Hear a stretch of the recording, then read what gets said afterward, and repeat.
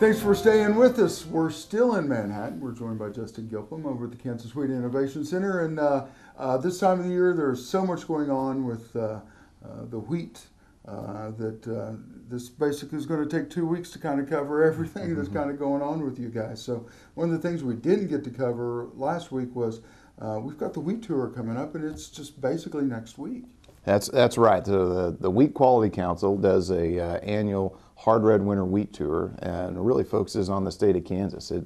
That'll happen the first week in May. It's a really unique opportunity for us to be able to tell our story about what all goes into wheat production and the wheat industry in the state of Kansas. But really, it's that opportunity to bring the industry together. And a lot focuses on what the yield potential is with the wheat crop, but it's really an opportunity to network with the millers, bakers, grain handlers, and farmers, and the wheat breeders that all interact within the Wheat Quality Council during that 1 week period where the spotlight really gets on the Kansas wheat industry. And how long has this been going on?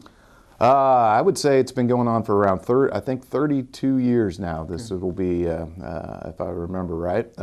And so it's something that's certainly gone on for a while. And it's one of those things that each individual company does their own thing and trying to get an estimate on what the crop looks like. And there's a lot of things are changing in technology as far as what's going on into crop estimating using satellite imaging and other aspects that people are looking at. But this is an opportunity for farmers to interact with the industry, to hear what's going on, to hear those sides of things, what's going on into their crop prediction models, but then actually see it in the field. And a lot of people that come on the wheat tour, it's actually their first time to actually be out in a wheat field and get an understanding of what all goes into what goes into a family farm that's going in and that really relies on this crop as being for their livelihood. And so it's a chance for us to be able to tell that story, and that really goes beyond just what the production number or estimate is for the state of Kansas. It's that education of the Kansas wheat industry. Well, not only that, but if you think over 32 years, the world market has changed dramatically. Well, absolutely, and it continues to change as far as where our wheat flows and what's demanded by our customers. And you can see that with the wheat tour. We get a lot more interest from Latin America. I think we've got two Mexican flour millers that are going to be coming on the wheat tour, just because that Mexico market is becoming an extension of our domestic market. And it's very an important market for us, and so how we interact with them and how we try to promote our crop, and especially in a time like this where commodity prices are low, we need to find as many markets as possible, and this is an opportunity for us to network and promote our product. Perfect. We're going to take a quick break. When we come back, we're going to finish up with Justin over at the Kansas Wheat Innovation Center. You're watching kansasAGreport. We'll see you in just a minute. This segment brought to you by Farm Bureau, a grassroots ag organization representing the state's farmers and ranchers since 1919. KFB.org. Oldie Seed Farms, carrying soil-specific seed. Find them on the web at oldieseed.com. That's OHLDE seed.com. Grass and Grain, online or in the mail, keeping Kansas farmers informed for over 60 years. grassandgrain.com. Kansas Wheat Commission, leaders in the adoption of profitable innovations for wheat. Online at kswheat.com. Thanks for staying with us. We're at the Wheat Innovation Center, and we're joined by Justin Gilpin. And Justin, and I'm assuming about every other bushel here in the state of Kansas of wheat is exported.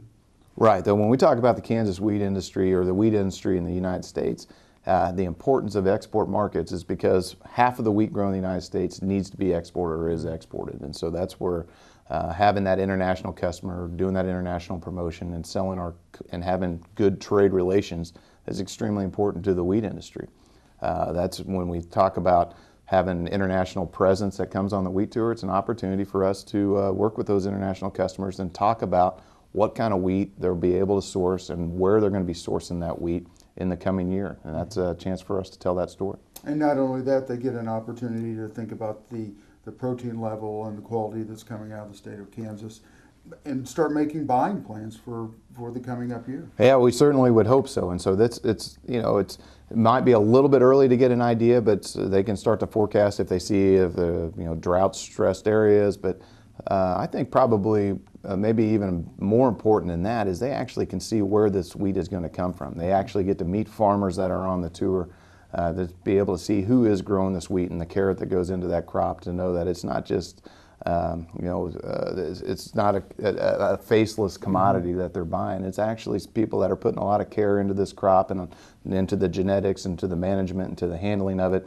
And that's why we want to have one of the superior crops in the world. It's a 4-day tour. Starts on Monday, ends on Thursday. Starts right here. It starts in Manhattan, Kansas. There you get millers, bakers, international customers. You have farmers that go on the tour, and grain handlers that all participate. They'll usually around 75 people are signed up. They split up in different cars. They start in Manhattan, go out to Colby for the second night. Then they go from Colby down to Wichita, and then go from Wichita back here to Manhattan, where they end the tour. There's a group from Oklahoma that comes in that reports down in Wichita. A group from Nebraska comes down to talk about their crop and meets in Colby, as well as a group from Colorado that comes in to meet in Colby. So you get a really good snapshot in time of what the hard red winter wheat crop looks like, and good interaction with the wheat industry. I'm assuming, I know Aaron's going on the tour, and Aaron likes to tweet and all that other stuff. I'm sure there's somewhere we can kind of follow the tour and know what's going on. Right, there'll be so it is we participate in the tour. It's hosted by the Wheat Quality Council. If you want to follow it on Twitter, it's a Wheat Tour 17. Will be the hashtag, and of course there's a lot of media coverage that gets involved, and I know we appreciate your support on helping tell this story as well. And so there'll be a lot of news, and as always, everyone's going to be interested to know what the Kansas winter wheat crop's going to look like, and this will be that first real snapshot in time before USDA puts out a production estimate. And we just want to remind everybody that you can go to the Kansas Wheat website,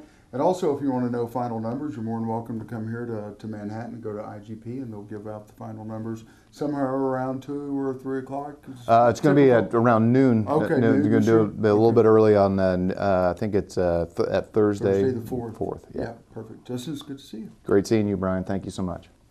If you'd like to advertise your business on Kansas's most watched ag TV show, give us a call at 785-580-3287.